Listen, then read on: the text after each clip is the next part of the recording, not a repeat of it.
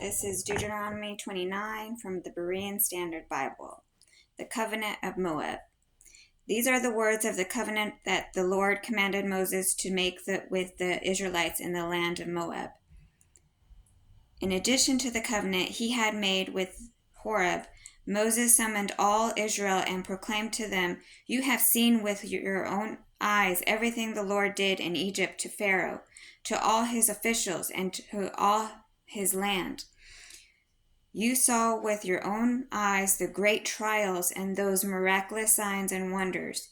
Yet to this day the Lord has not given you a mind to understand, eyes to see, or ears to hear. For 40 years I led you into the wilderness, yet your clothes and sandals did not wear out. You ate no bread and drank no wine or strong drink, so that you might know that I am the Lord your God. When you reach this place, Sihon, king of Heshbon, and Og, king of Bashan, came out against us in battle, but we defeated them. We took their land and gave it as an inheritance to the Reubenites and Gadites and half tribe of Manasseh. So keep and follow the words of this covenant, that you may prosper in all you do.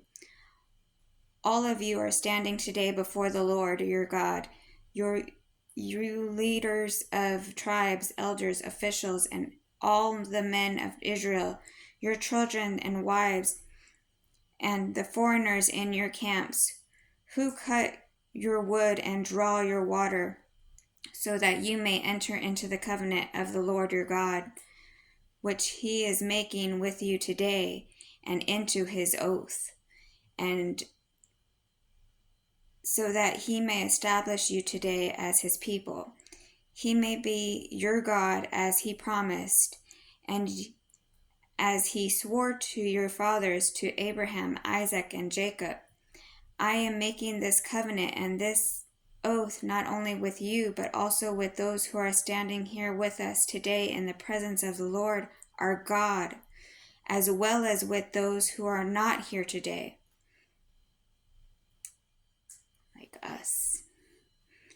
For you yourselves know how we live in the land of Egypt, and how we passed through the nations on the way here. You saw the abominations and idols among them, of wood and stone, and of silver and gold. Make sure there is no man or woman, clan or tribe among you today, those whose hearts turn away from the Lord our God, to go and worship the gods of those nations. Make sure there is no root among you that bears such poisonous and bitter fruit, because when such a person hears the word of this oath, he invokes a blessing upon himself, saying, I will have peace, even though I walk through stubbornness of my own heart. This will bring disaster on the watered land as well as the dry. The Lord will never be willing to forgive him. Instead, his anger and jealousy will burn against that man, and every curse written in this book will fall upon him. The Lord will blot out his name from under heaven and single him out from all the tribes of Israel for disaster, according to all the curses of the covenant written in this book of law. Then the generation to come, your sons who follow you, and the foreigners who comes from a distant land, will see the plagues of the land and the sickness of the Lord has inflicted on it. All its soil will be burning waste of sulfur and salt, unsown and unproductive, with no plant growing on it, just like the destruction of Sodom and Gomorrah, Admah and Zeboiim, which the Lord overthrew in his fierce anger. So all the nations will ask, why has the Lord done such a thing to this land? Why this great outburst of anger?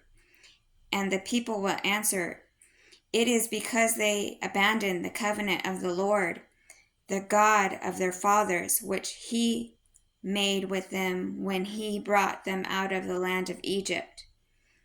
They went and served other gods and worshipped gods that had not known, gods that the Lord had not given to them. Therefore the anger of the Lord burned against this land, and he brought upon it every curse written in this book. The Lord uprooted them from their land, and his anger, rage, and great wrath, and he cast them into the another land where they are today. The secret things belong to the Lord our God, but the things revealed belong to us and to our children forever, so that we may follow all the words of this law. I feel like it should be enough said, but the thing that really comes out to me is the word oath. Now, you guys, there's a movie called Oath. It came out like a couple years ago, and basically the government is telling them to sign something or whatnot, and come on, you guys, it's gonna be the mark. Don't take the mark. All right, that's pretty much sums it up. Stop spending your time on the time vacuum, the TV, and get into the Word. That's all it is. That's all I got for you today. God bless y'all.